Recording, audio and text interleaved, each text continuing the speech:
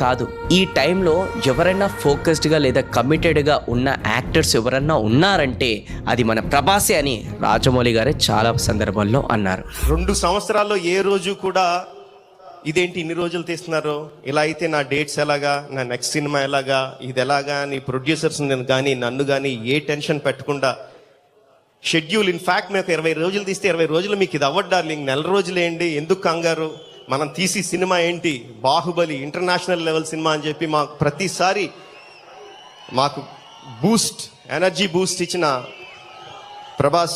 Maximum actors famous అయిన తర్వాత risk తీసుకోవడానికి భయపడతారు.